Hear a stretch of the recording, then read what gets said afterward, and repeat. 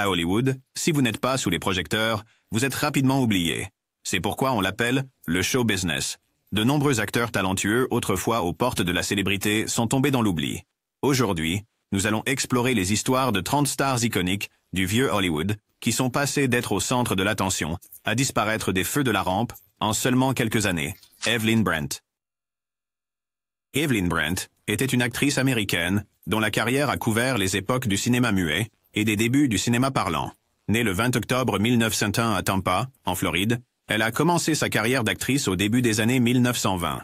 Connue pour sa présence imposante à l'écran et sa capacité à incarner des personnages forts et complexes, elle est devenue une figure populaire dans les films de gangsters. Un de ses rôles les plus remarquables au début de sa carrière fut dans Underworld, 1927, un film marquant qui a aidé à établir le genre des films de gangsters. Sa performance dans The Last Command, 1928, où elle a joué aux côtés d'Emile Jennings, a davantage consolidé son statut d'actrice principale durant l'ère du cinéma muet. Alors que l'industrie cinématographique est passée au son, la carrière d'Evelyn Brent a commencé à décliner, en partie à cause des goûts changeants du public et de son apparence vieillissante. Malgré cela, elle a continué à travailler dans des films de série B et des rôles secondaires dans les années 1930 et 1940. Elle a fait sa dernière apparition au cinéma dans The Girl from Jones Beach, 1949. Au cours de sa carrière, Brent est apparue dans plus de 60 films, bien qu'elle soit restée une figure quelque peu oubliée de l'histoire d'Hollywood. Elle est décédée le 4 juin 1975, à l'âge de 73 ans. George Bancroft. George Bancroft était une figure éminente à Hollywood pendant l'ère du cinéma muet, connu pour ses rôles de dur à cuire dans des drames criminels et des films d'action. Né le 30 septembre 1882 à Philadelphie, Bancroft a fait ses débuts au cinéma en 1915 et est rapidement devenu connu pour sa présence imposante. Il est devenu célèbre grâce à ses rôles dans The Dogs of New York, 1928, où son interprétation d'un débardeur a été largement saluée. Les performances de Bancroft dans des films comme Thunder on the Hill, 1951, ont fait de lui un acteur de caractère polyvalent, à l'aise aussi bien dans les films dramatiques que dans les films d'action. Alors que l'industrie cinématographique passait aux films parlants, la carrière de Bancroft a souffert car sa voix ne correspondait pas au rôle de premier plan qu'il avait autrefois incarné. À la fin des années 1930 et dans les années 1940, il était relégué à des rôles secondaires. Cependant, il restait un acteur apprécié, souvent distribué dans des rôles où sa forte présence pouvait se démarquer, même dans des petits rôles. Bancroft est apparu dans plus de 100 films, au cours d'une carrière qui s'est étendue sur 4 décennies. Il est décédé le 2 octobre 1965, à l'âge de 83 ans, sa carrière autrefois importante éclipsée par les exigences changeantes d'Hollywood. Eric Blore. Eric Blore était un acteur de caractère anglais, connu pour son sens du timing comique et son esprit britannique distinctif. Né le 23 décembre 1887 à Londres, Blore est devenu une figure incontournable du Hollywood des années 1930, apparaissant dans une variété de rôles, souvent en tant que gentleman maniaque, mais attachant. Ses performances dans les films de Fred Astaire et Ginger Rogers, comme The Gay Divorcee, 1934, et Top Hat, 1935, mettaient en valeur son timing comique impeccable. Blore était connu pour rendre mémorables même les plus petits rôles, volant souvent la vedette avec son humour sec et sa prestation impeccable. Blore était souvent choisi pour le rôle de majordome, de serviteur snob ou de personnage de la haute société, rendant ses interprétations à la fois hilarantes et mémorables. Malgré son succès, la carrière de Blore fut relativement courte comparée à d'autres stars de son époque, et il devint moins actif dans les films dès les années 1940. Il fit sa dernière apparition dans The Big Sleep, 1946. Blore est décédé le 11 mars 1959, à l'âge de 71 ans. Bien qu'il n'ait peut-être pas atteint le niveau de célébrité de certains de ses contemporains, ses contributions au paysage comique d'Hollywood restent remarquables. George Zucco. George Zucco était un acteur d'origine britannique, surtout connu pour ses rôles dans des films d'horreur et de mystère pendant l'âge d'or de Hollywood. Né le 11 janvier 1886 à Londres, la carrière de Zucco s'est étendue sur plus de 3 décennies, avec un accent sur les rôles de méchants sinistres ou de personnages excentriques. Ses rôles les plus célèbres incluent son interprétation de l'antagoniste dans La main de la momie, 1940, et Le chat et le canari, 1939, où sa présence imposante et sa capacité à susciter le suspense ont fait de lui un pilier du cinéma d'horreur classique. Zucco est apparu dans plus de 100 films, avec beaucoup de ses rôles arrivant dans les genres horreur et aventure. Bien qu'il fût un acteur de caractère talentueux, sa renommée est restée largement confinée aux films de genre, ce qui a limité ses opportunités de reconnaissance plus larges. Malgré son travail considérable, Zuko n'a jamais atteint le même niveau de renommée que certains de ses contemporains. Il a continué à jouer dans des films et à la télévision jusqu'à sa mort d'un cancer le 27 mai 1960, à l'âge de 74 ans. Son héritage perdure dans les films de genre qu'il a contribué à définir. Virginia Wilder. Virginia Wilder était une enfant star populaire dans les années 1930, connue pour son talent et sa voix distinctive. Née le 21 mars 1927 à Los Angeles, en Californie, Wilder fit ses débuts au cinéma à l'âge de 6 ans et devint rapidement connue pour ses rôles dans des films comme The Philadelphia Story, 1940, et A Night at the Opera, 1935, où elle tenait tête aux légendes de la comédie comme les Marx Brothers. Sa capacité à livrer des dialogues percutants et son charme naturel la rendaient remarquable à son époque. En vieillissant, Wilder a eu du mal à passer à des rôles d'adulte, et sa carrière a commencé à s'estomper. Malgré son succès précoce, elle s'est trouvée dépassée par de nouveaux talents, et a finalement pris sa retraite du métier d'actrice à l'âge de 21 ans. Wilder n'a réalisé qu'une poignée de films en tant qu'adulte, avec son dernier rôle crédité dans The Bride Wore Boots, 1946. Elle est décédée d'une insuffisance cardiaque le 1er juillet 1968, à l'âge de 41 ans. Ses contributions au cinéma, en particulier en tant qu'enfant star talentueuse, restent une partie importante de l'âge d'or de Hollywood. Jack Curson. Jack Curson était un acteur polyvalent connu pour son charme chaleureux et son sens du timing comique. Né le 27 octobre 1910 à Carman, Manitoba, Canada, Carson a commencé sa carrière au début des années 1930 et est rapidement devenu incontournable dans des rôles comiques et de soutien. Il était particulièrement connu pour ses apparitions dans des films comme Mildred Pierce, 1945, et Arsenic et Vieille Dentelle, 1944, où son personnage de Monsieur Tout-le-Monde et son timing comique impeccable faisaient de lui un favori du public. La capacité de Carson à apporter à la fois humour et émotion à ses rôles lui permettait de se démarquer dans les rangs encombrés des acteurs de soutien d'Hollywood. Malgré son succès, la carrière de Carson a progressivement décliné dans les années 1950, alors que l'industrie cinématographique commençait à se concentrer sur de nouvelles stars et des tendances changeantes. Il a continué à travailler à la télévision et au cinéma, mais n'a jamais retrouvé le niveau de célébrité qu'il avait autrefois connu. Au cours de sa carrière, Carson est apparu dans plus de 70 films et émissions de télévision. Il est décédé le 2 janvier 1963, à l'âge de 52 ans, après une bataille contre le cancer de l'estomac. Son héritage en tant que l'un des grands acteurs de soutien d'Hollywood perdure. Paul Muni. Paul Muni était un acteur connu pour sa remarquable capacité à disparaître dans ses rôles, préparant le terrain pour le jeu de l'acteur de méthode à Hollywood. Né le 22 septembre 1895 à Chicago, dans l'Illinois, la carrière de Muni s'étendait à la fois sur les époques du cinéma muet et sonore. Il a remporté un Oscar pour son interprétation de Louis Pasteur dans The Story of Louis Pasteur, 1936, démontrant son talent pour la transformation dramatique. Muni était célébré pour son dévouement au travail de personnage, avec des rôles dans des films comme La vie d'Émile Zola, 1937, et Scarface, 1932, où il a interprété des personnages complexes et multidimensionnels. L'engagement de Muni envers son art l'a conduit à être considéré comme l'un des acteurs les plus talentueux de son époque. Cependant, malgré son succès, sa carrière commença à ralentir dans les années 1940, alors qu'Hollywood se tournait vers un style de jeu plus moderne. Après avoir quitté Hollywood pendant un certain temps, Muni fit des apparitions sporadiques au cinéma et à la télévision. Il se retira de la comédie en 1961 et décéda le 25 août 1967, à l'âge de 71 ans, laissant derrière lui un héritage en tant qu'acteur de la méthode pionnier. Robert Donat. Robert Donat était un acteur britannique dont la carrière s'est déroulée à la fois sur scène et à l'écran. Né le 18 mars 1905 à Manchester, en Angleterre, Donat a acquis une renommée internationale pour son rôle principal dans Goodbye, Mr. Chips, 1939, qui lui a valu un Oscar du meilleur acteur. Sa capacité à apporter une profondeur profonde au personnage dans des films comme Les 39 marches, 1935, et Le Comte de Monte Cristo, 1934, l'a établi comme l'un des acteurs principaux d'Hollywood dans les années 1930 et 1940. Malgré son succès précoce, la carrière de Donat a été entravée par une mauvaise santé, y compris de l'asthme chronique, ce qui limitait souvent sa capacité. prêt à assumer des rôles constants.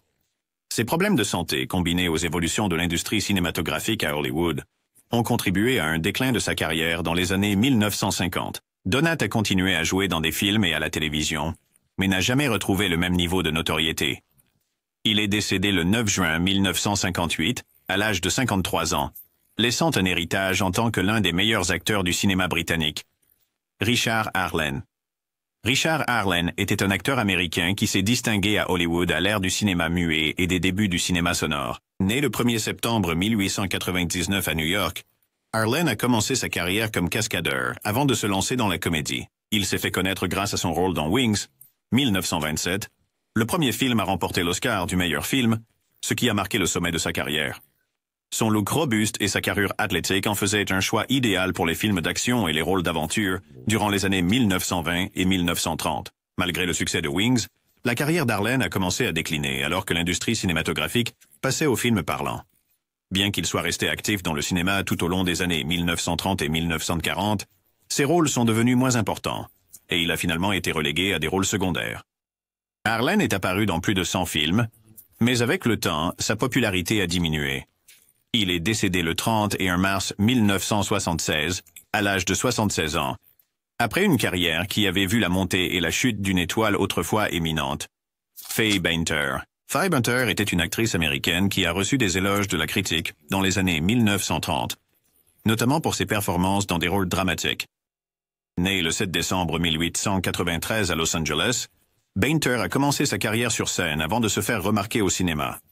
Elle a remporté un Oscar de la meilleure actrice dans un second rôle pour son rôle dans Jezebel, 1938, où elle incarnait une femme du Sud au caractère bien trempé, une prestation qui a démontré sa profondeur en tant qu'actrice. Son interprétation dans The Children's Hour, 1934, a également été très appréciée, consolidant encore son statut de l'une des principales actrices d'Hollywood. Malgré son succès, la carrière de Bainter commença à ralentir dans les années 1940, alors qu'Hollywood se tournait vers différents types de rôles et de stars. Bien qu'elle soit restée active dans les films et la télévision, sa renommée n'atteignit jamais les sommets de ses premières années, et elle fut souvent reléguée à des rôles secondaires. Elle apparut dans plus de 40 films tout au long de sa carrière. Faye Bainter est décédée le 16 avril 1968, à l'âge de 74 ans, laissant derrière elle un héritage en tant qu'une des meilleures actrices de soutien d'Hollywood.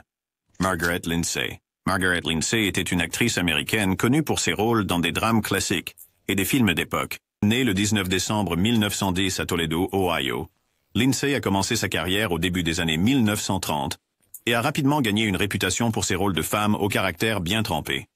Elle est apparue dans des films populaires tels que Jezebel, 1938, où elle a joué aux côtés de Bette Davis, et The House of the Seven Gables, 1937, montrant sa polyvalence. Les performances raffinées et posées de Lindsay lui ont valu de la reconnaissance.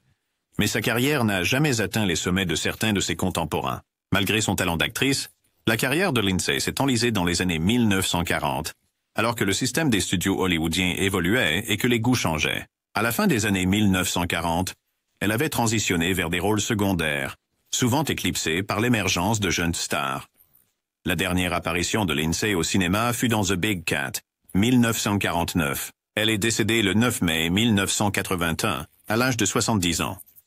Bien qu'elle ait peut-être disparu de la mémoire du public, ses contributions au cinéma classique hollywoodien restent significatives pour ceux qui apprécient ses performances. Marion Davies. Marion Davies était une grande star durant l'ère du film muet à Hollywood, connue pour son sens du timing comique et sa beauté. Née le 3 janvier 1897 à New York, Davies est devenue célèbre dans les années 1920, d'abord comme showgirl des Ziegler Follies avant de passer à l'écran.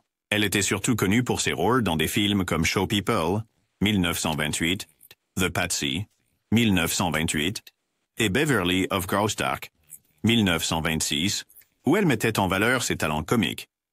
Ses performances étaient souvent enjouées, pleines de charme, et mettaient en avant ses qualités d'actrice vive et captivante. Cependant, malgré sa popularité, la carrière de Davies a souffert en raison de sa relation personnelle avec le magnate des médias William Randolph Hearst.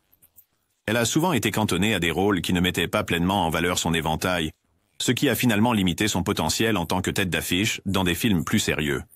Bien qu'elle ait tenté une transition vers les films parlants, Sa carrière a été éclipsée par la nouvelle génération de stars dans les années 1930. Davies a pris sa retraite au début des années 1930 et a passé ses dernières années dans une relative obscurité, décédant le 22 septembre 1961 à l'âge de 64 ans. Bruce Cabot. Bruce Cabot était un acteur américain surtout connu pour son rôle dans le film iconique King Kong, 1933, où il a joué le marin héroïque Jack Driscoll. Né le 20 décembre 1904 à Carlsbad, Nouveau-Mexique, le physique robuste et la forte présence de Cabot faisaient de lui un candidat naturel pour les films d'action et d'aventure dans les années 1930 et 1940. Sa carrière a été marquée par des rôles principaux dans des films comme Les Conquérants, 1932, et La main de la momie, 1940.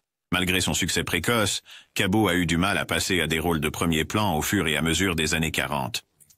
Dans les années 50, sa carrière avait évolué vers des rôles secondaires dans des films de série B et à la télévision. Ses apparitions au cinéma sont devenues moins fréquentes, bien qu'il ait continué à travailler à la fois dans le cinéma et la télévision tout au long des années 1960.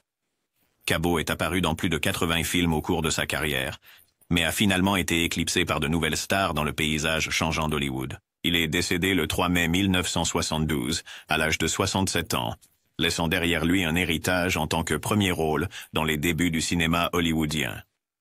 Mary Windsor. Mary Windsor était une actrice américaine souvent appelée la reine des films de série B. Née le 11 décembre 1919 à Saint-Louis, Missouri, Windsor s'est distinguée dans les années 1940 et 1950 par son mélange distinctif de beauté et de force. Elle est surtout connue pour ses rôles dans des classiques du film noir comme The Narrow Margin, 1952, et The Killing, 1956, où elle incarnait des femmes dures et affirmées. Les performances féroces de Windsor l'ont aidée à s'imposer comme une figure clé de l'ère post-guerre à Hollywood. Malgré son succès dans les genres noirs et western, la carrière de Windsor était souvent confinée aux films de série B, ce qui l'a empêché d'atteindre une plus grande renommée.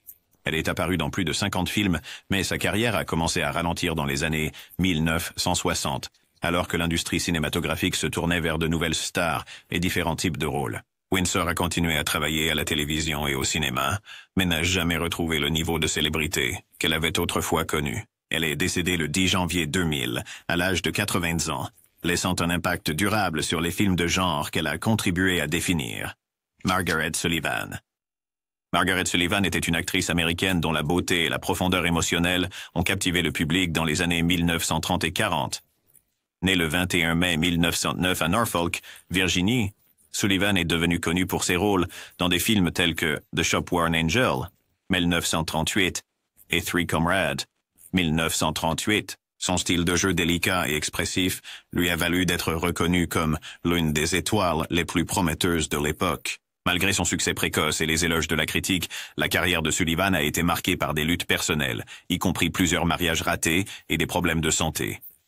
Sa personnalité fragile à l'écran semblait refléter les défis de sa vie réelle, et à la fin des années 1940, sa carrière a commencé à ralentir. La dernière apparition de Sullivan au cinéma était dans The Great Sinner, 1949, après quoi elle a pris sa retraite pour se concentrer sur sa famille. Tragiquement, la vie de Sullivan a été écourtée lorsqu'elle est décédée d'une overdose de somnifères le 1er janvier 1960, à l'âge de 50 ans. Malgré sa carrière relativement courte, Sullivan reste mémorable pour ses performances puissantes et émouvantes à l'âge d'or d'Hollywood. Chico Marx. Chico Marx, né Leonard Marx le 22 mars 1887 à New York, était un membre essentiel des Marx Brothers, connu pour son sens du timing comique et son talent musical. Il a fait sa première apparition aux côtés de ses frères Groucho, Harpo et Zeppo dans le vaudeville avant de passer au cinéma, où il est devenu célèbre pour ses rôles dans des comédies classiques telles que Soupe au canard, 1933, et Une nuit à l'opéra, 1935. Connu pour son accent italien, ses talents de pianiste et sa capacité à délivrer un humour burlesque, Chico était une partie essentielle du succès des Marx Brothers. Malgré sa popularité, la carrière de Chico après les Marx Brothers a été moins réussie. La popularité du groupe a diminué après leur apogée dans les années 1930 et Chico a trouvé difficile de passer à des rôles plus sérieux. Il est apparu dans quelques films après la séparation des Marx Brothers, mais aucun n'a atteint le même niveau de renommée. Chico a continué à travailler à la radio et à la télévision jusqu'à sa mort. Il est décédé le 11 octobre 1961, à l'âge de 74 ans. Bien que souvent éclipsé par ses frères, ses contributions à la comédie et à l'histoire du cinéma restent une partie importante de l'héritage d'Hollywood. Joan Bennett. Joan Bennett était une actrice américaine dont la carrière a duré 4 décennies, des années 1930 aux années 1970. Née le 27 février 1910 à Palisade Park, New Jersey, Bennett a commencé sa carrière dans le cinéma muet, mais c'est sa transition vers les films parlants qui l'a rendue célèbre. Elle est devenue célèbre pour ses rôles polyvalents dans des films comme The House of the Seven Gables, 1940, et Dark Shadows, 1966 à 1971, un feuilleton gothique devenu un classique culte. Malgré ses succès précoces, la carrière de Bennett a été affectée par un scandale dans les années 1950, suite à un divorce très médiatisé. Le scandale lui a fait perdre une partie de sa popularité, et elle n'était plus choisie pour des rôles principaux. Bennett s'est réinventée dans les années 1960 avec un succès à la télévision, mais elle n'a jamais retrouvé le statut de star qu'elle avait à son apogée. Au cours de sa carrière, elle est apparue dans plus de 70 films et émissions de télévision. Joan Bennett est décédée le 7 décembre 1990 à l'âge de 80 ans, laissant une marque significative sur le cinéma et la télévision. Teresa Wright. Teresa Wright était une actrice américaine connue pour ses performances exceptionnelles dans des rôles dramatiques et romantiques durant l'âge d'or d'Hollywood. Née le 27 octobre 1918 à New York, Wright est devenue une star après ses performances puissantes dans des films comme Madame Miniver, 1942, qui lui a valu un Oscar de la meilleure actrice dans un second rôle, et Les plus belles années de notre vie, 1946. Le talent de Wright pour incarner des personnages intelligents et sensibles lui a valu d'être reconnue comme l'une des actrices les plus prometteuses de l'époque.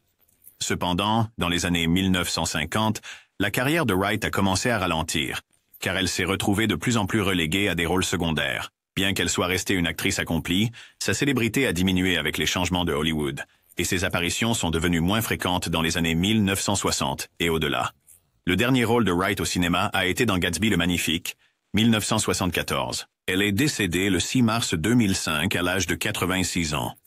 Malgré son obscurité ultérieure, l'héritage de Wright en tant qu'actrice talentueuse ayant eu un impact durable sur l'âge d'or d'Hollywood perdure. Dolores Del Rio. Dolores Del Rio était une actrice mexicaine pionnière qui est devenue l'une des premières stars latinas d'Hollywood. Née le 3 août 1904 à Durango, au Mexique, elle devint célèbre durant l'ère du cinéma muet grâce à sa beauté éblouissante et sa présence exotique.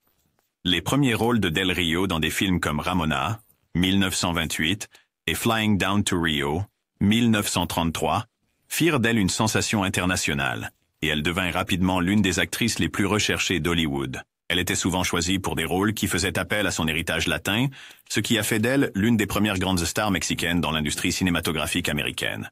Cependant, au fur et à mesure que les années 1930 avançaient, sa carrière a ralenti avec l'avènement du cinéma parlant, ce qui a parfois limité ses opportunités. Elle a eu du mal à trouver des rôles principaux à Hollywood pendant l'essor du système des studios et les stéréotypes raciaux de plus en plus présents liés à son origine ethnique. Del Rio est retournée au Mexique, où elle a connu un plus grand succès dans les années 1940 et 1950, apparaissant dans plusieurs films à succès. Elle a continué à jouer jusqu'aux années 1960 et 1970 avant de prendre sa retraite. Dolores Del Rio est décédée le 11 avril 1983 à l'âge de 78 ans, laissant derrière elle un héritage en tant que pionnière pour le talent latin à Hollywood. Frank Morgan. Frank Morgan était un acteur américain surtout connu pour son interprétation emblématique du magicien dans Le Magicien d'Oz, 1939. Né le 1er juin 1890 à New York, Morgan a eu une longue carrière à Hollywood qui s'étendait de l'ère du cinéma muet au début de la télévision. Sa polyvalence lui a permis de jouer une grande variété de rôles, allant de comique à dramatique, et il est souvent apparu dans des films produits par MGM. Ses performances mémorables dans The Shopworn Angel, 1938, et The Affairs of Suzanne, 1945, ont mis en valeur son esprit et son charme. La carrière de Morgan a atteint son apogée avec Le Magicien d'Oz, où il a interprété le personnage aux multiples facettes du magicien, devenant une figure adorée dans l'histoire d'Hollywood. Malgré son succès, la carrière de Morgan a rencontré des difficultés à cause de ses problèmes avec l'alcool, ce qui a entravé sa capacité à obtenir des rôles principaux dans les dernières années de sa carrière. Néanmoins, il est apparu dans plus de 50 films tout au long de sa carrière, avec son dernier rôle majeur dans Tortilla Flat, 1942. Frank Morgan est décédé le 18 septembre 1949, à l'âge de 1959, laissant derrière lui un héritage comme l'un des acteurs de caractère les plus attachants d'Hollywood. William Powell. William Powell était un acteur américain renommé pour son personnage sophistiqué et son timing comique parfait. Né le 29 juillet 1892 à Pittsburgh, en Pennsylvanie, la carrière de Powell s'est étendue sur 3 décennies, au cours desquelles il est devenu connu pour ses rôles dans des comédies burlesques et des films de détectives.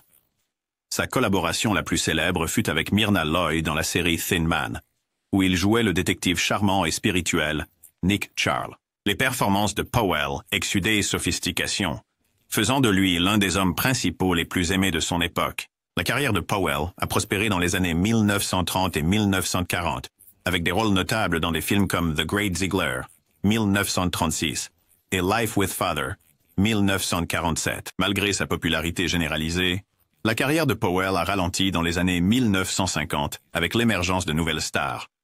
Il a fait moins d'apparitions dans les films, mais est resté une figure respectée à Hollywood. Powell a été nommé pour plusieurs Oscars, y compris pour My Man Godfrey, 1936, où il a démontré son génie comique.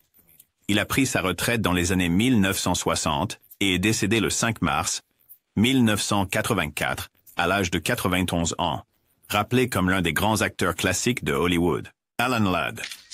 Alan Ladd était un acteur américain connu pour ses rôles de dur à cuire dans des films d'action et des westerns. Né le 3 septembre 1913 à Hot Springs, Arkansas, Ladd est devenu une star dans les années 1940, avec l'un de ses rôles les plus emblématiques dans Le Tueur à gages, 1942, où il a joué un assassin endurci. Son personnage fort et taciturne a fait de lui l'une des stars les plus populaires de l'époque, et ses performances dans des films comme Shane, 1953, et Gatsby le Magnifique, 1949, ont solidifié sa place en tant que premier rôle à Hollywood. Malgré son succès initial, la carrière de Ladd a commencé à décliner dans les années 1950, à mesure que la demande pour les rôles de dur diminuait et qu'il faisait face à des problèmes d'alcoolisme. Ses rôles au cinéma sont devenus moins fréquents, et il a souvent été relégué à des rôles secondaires. Les dernières années de Ladd furent marquées par des difficultés personnelles et professionnelles, bien qu'il ait continué à travailler à la télévision. Il est décédé le 29 janvier 1964, à l'âge de 50 ans, laissant derrière lui un héritage en tant que star classique des films d'action qui est encore bien mémorisé. Gloria Swanson.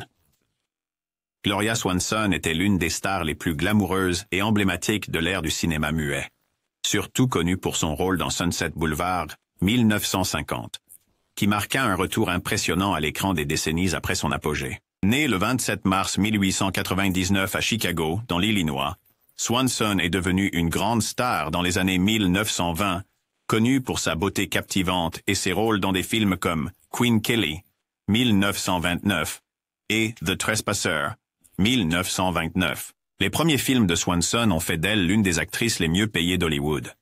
Cependant, l'arrivée des films sonores à la fin des années 1920 a marqué le début de son déclin, car sa voix ne convenait pas au rôle qu'on lui proposait souvent. Swanson a fait plusieurs tentatives infructueuses pour passer au cinéma parlant, mais sa carrière a beaucoup souffert dans les années 1930 et 1940. Quand Boulevard du Crépuscule est sorti, elle était largement oubliée par le grand public, mais le film a revitalisé sa carrière et lui a valu une nomination aux Oscars. Swanson a continué à travailler à la télévision et au cinéma jusqu'aux années 1970. Elle est décédée le 4 avril 1983, à l'âge de 84 ans, se souvenant autant de ses chefs-d'œuvre du cinéma muet que de son retour remarquable dans Boulevard du Crépuscule. Jean Arthur. Jean Arthur était une actrice américaine connue pour son timing comique délicieusement et sa voix distincte. Née le 17 octobre 1900 à Plattsburgh, New York, la carrière d'Arthur a décollé dans les années 1930 et 1940, avec des rôles marquants dans des comédies loufoques, tels que L'extravagant Mr. Deeds, 1936, et Un nommé Joe, 1943. Son mélange unique de charme, d'esprit et de vulnérabilité a fait d'elle la favorite de réalisateurs comme Frank Capra, et elle est devenue une actrice principale de l'âge d'or de Hollywood. Malgré son succès, Arthur était connue pour être quelque peu recluse et souvent décrite comme difficile à travailler avec, ce qui l'a amenée à se retirer du cinéma à la fin des années 1940. Elle a réussi à faire la transition vers la télévision dans les années 1950 avec sa propre série, The Jean Arthur Show, 1966. Dans les années 1960, la carrière d'Arthur avait en grande partie déraillé, ralenti, et elle a pris sa retraite de la comédie en 1970. Jean Arthur est décédé le 19 juin 2000, à l'âge de 89 ans, reconnu pour sa remarquable capacité à apporter à la fois de l'humour et de la profondeur à ses rôles à l'âge d'or d'Hollywood. Greer Garson. Greer Garson était une actrice anglo-américaine qui est devenue l'une des stars les plus appréciées des années 40. Née le 29 septembre 1904 à Londres, en Angleterre, la carrière de Garson a connu un essor fulgurant après sa performance dans Mrs. Miniver, 1942, pour laquelle elle a remporté un Academy Award de la meilleure actrice. Elle était connue pour son allure posée et digne, ce qui en a fait une favorite dans les rôles dramatiques. Des films comme Random Harvest, 1942, et Pride and Prejudice, 1940, ont consolidé son statut de grande vedette à Hollywood. La popularité de Garson a atteint son apogée dans les années 1940, mais dans les années 1950, ses rôles ont commencé à diminuer alors que l'intérêt du public se tournait vers des stars plus glamour. Sa carrière ultérieure l'a vu jouer des rôles plus secondaires et à la télévision, mais elle n'a jamais retrouvé la notoriété de ses premières années. Au cours de sa carrière, elle est apparue dans plus de 30 films et plusieurs émissions de télévision. Greer Garson a pris sa retraite de la comédie dans les années 1960 et est décédée le 6 avril 1996, à l'âge de 91 ans, laissant derrière elle un héritage d'élégance et de performances fortes qui ont défini son époque. Claude Rains. Claude Rains était un acteur britannique dont la carrière a duré près de 5 décennies, marquée par sa voix captivante et sa maîtrise des rôles de caractère. Né le 10 novembre 1889 à Londres, Angleterre, Rains fit ses débuts au cinéma dans L'Homme invisible, 1933, où il joua le personnage principal, l'un de ses rôles les plus emblématiques. Sa voix distinctive et sa présence imposante l'ont rendu très apprécié dans les films dramatiques et d'horreur, y compris Casablanca, 1942, où il jouait le capitaine Louis Renault, et Notorious, 1946, où il incarnait un officier nazi tourmenté. La polyvalence de Rains lui a permis d'incarner une large gamme de personnages, des méchants aux figures sympathiques, et on lui a souvent confié des rôles qui lui permettaient de mettre en valeur sa présence imposante. Bien qu'il n'ait jamais atteint le statut de premier rôle, il était l'un des acteurs de caractère les plus respectés d'Hollywood. Dans les années 1950 et 1960, Rains est apparu à la télévision et dans des rôles cinématographiques occasionnels, mais dans les années 1960, sa carrière a ralenti. Il est décédé le 30 mai 1967, à l'âge de 77 ans, et reste dans les mémoires comme l'un des meilleurs acteurs de caractère d'Hollywood. Martin Balsam. Martin Balsam était un acteur américain connu pour son travail étendu dans le cinéma et la télévision, particulièrement durant les années 1950 et 1960. Né le 4 novembre 1919 dans le Bronx à New York, Balsam a commencé sa carrière au théâtre avant de passer au cinéma. Il s'est fait reconnaître pour ses rôles dans des films comme 12 hommes en colère, 1957, où il a incarné un juré qui vote d'abord coupable, et Psychose, 1960, où il a joué le détective malchanceux Arbogast, l'un des personnages secondaires les plus mémorables d'Alfred Hitchcock. La carrière de Balsam a été marquée par une variété de rôles, tant au cinéma qu'à la télévision. Il a remporté un Oscar du meilleur acteur dans un second rôle pour son rôle dans A Thousand Clowns, 1965.